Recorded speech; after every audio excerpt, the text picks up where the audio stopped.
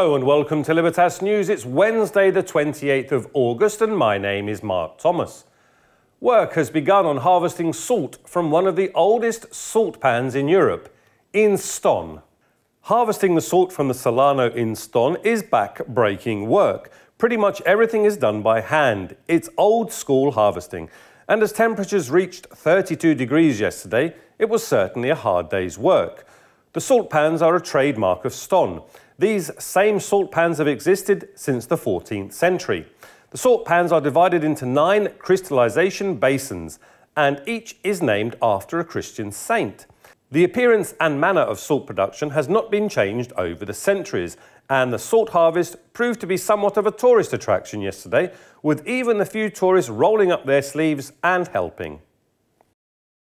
As many as 21% of the Croatian population has never used the internet, as against 11% across the European average, according to new data by the European Commission.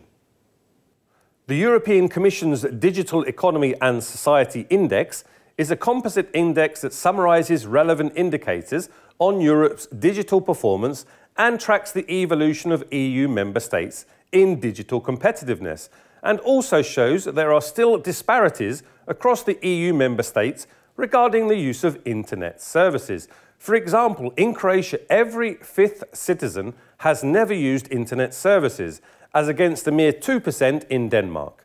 62% of Croatians aged above 65 have never been online. Over the past year, all EU countries improved their digital performance.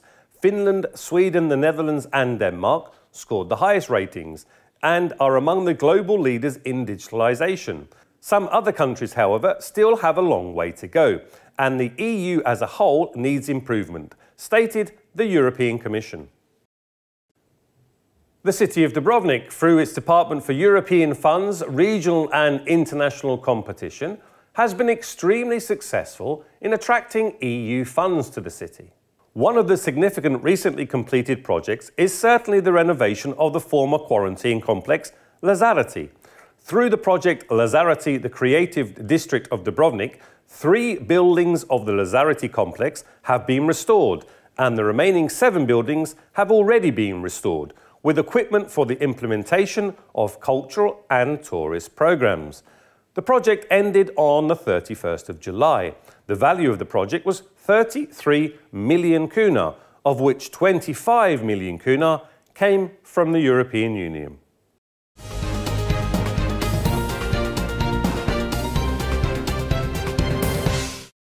A classical concert tonight by the Dubrovnik String Quartet should be the perfect way to end your Wednesday in Dubrovnik. The concert starts tonight at 9 o'clock in the St. Saviour's Church in the heart of the old city and features Mozart, Beethoven and Bach. The Orlando Piano Week continues in Dubrovnik today with a concert by Evan Shiners.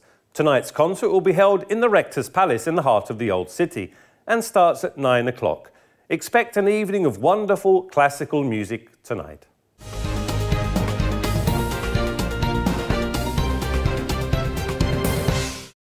We could see something that we haven't seen for a long time in Dubrovnik: clouds. The weather forecast for tomorrow shows a few scattered clouds to spoil an otherwise blue sky. Highs tomorrow will reach 31 degrees and the Adriatic Sea is currently 24.5 degrees. The forecast until the end of August, indeed the end of the week, shows more settled and calm weather.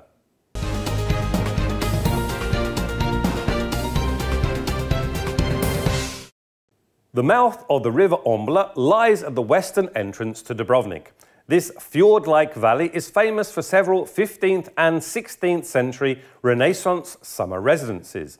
One of the most prominent is the Sokočević family summer residence, housing the present-day Dubrovnik ACI Marina. The River Ombla, which in fact is one of the shortest rivers in the world, abounds with bird species which live there, or which have only chosen the spring on the River Ombla for a resting post on their long journey home.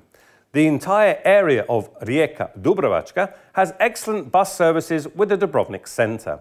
Why not take a walk along the shores of Dubrovnik's shortest river and source of fresh water? This has been Libertas News from Dubrovnik. My name is Mark Thomas. Thank you for watching. Don't forget you can keep in touch with Libertas News via our YouTube channel. Have a great day.